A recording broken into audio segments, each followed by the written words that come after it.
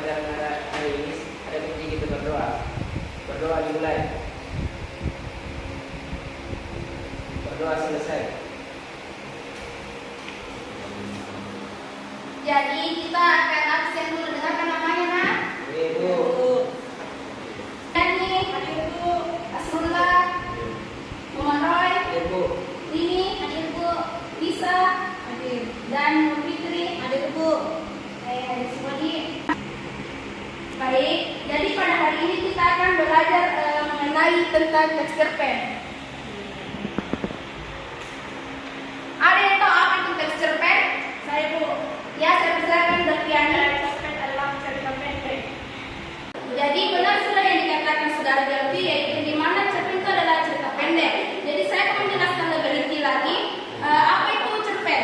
Jadi cerpen ini adalah cerita pendek, salah satu jenis karya sastra yang berbentuk prosa fiksi, yang dimana biasanya disebut sebagai cerita sekali dulu karena hanya butuh sekali dulu saja untuk menyelesaikan satu cerpen. Ada banyak sudut pandang yang biasa dibuat menjadi cerpen, dan siapa saja bisa membuatnya. Apakah sudah dimengerti itu apa definisi dari texture pen?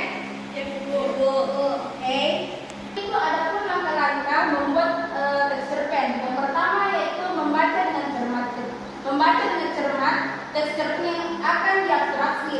Kedua, menyusun bagian-bagian penting berdasarkan struktur texture pen. Dan yang terakhir yaitu menuliskan kembali bagian-bagian penting tersebut menjadi paragraf yang dikandung. Hal yang perlu diperhatikan dalam texture pen. Yang pertama yaitu isi membuat bagian penting berdasarkan struktur texture pen, termasuk pokok, konflik, dan arus cerita pendek tersebut. Bahasa yang digunakan harus singkat, jelas, dan patuh. Dan yang ketiga itu yaitu atau yang terakhir, struktur bahasa, ejaan, dan tanda baca harus diperhatikan. Kemudian ada pun ciri-ciri texture pen. Yang pertama yaitu memiliki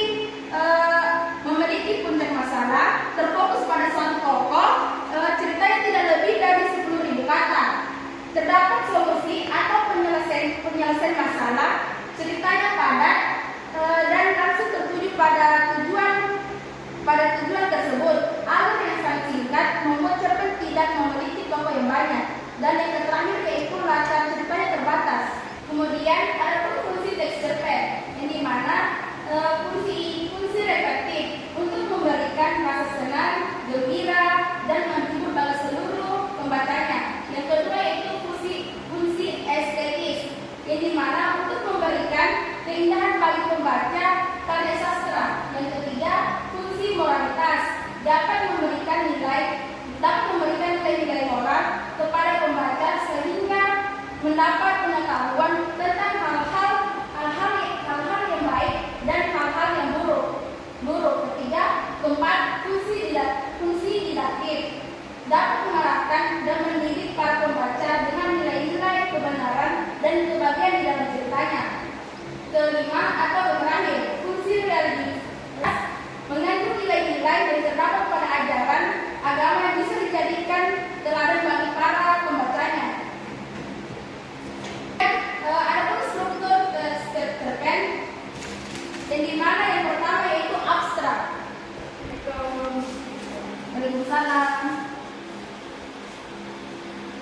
Jadi abstrak ini merupakan bagian cerpen yang menggambarkan keseluruhan isi cerita cerpen tersebut.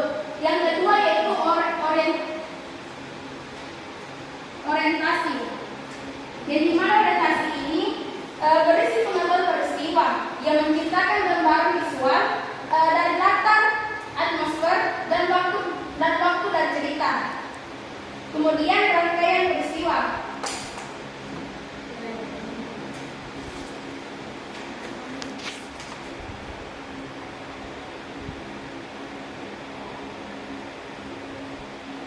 Rangkaian peristiwa ini, pada bagian ini kisah akan berlanjut melalui serangkaian peristiwa satu ke peristiwa lainnya yang tidak terduga. Yang keempat, komplikasi.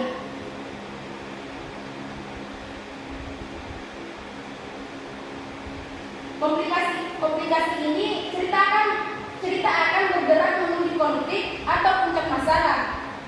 Puncak masalah, pertentangan atau kesulitan-kesulitan bagi para tokohnya yang mempengaruhi latar waktu dan karakter. Yang kelima,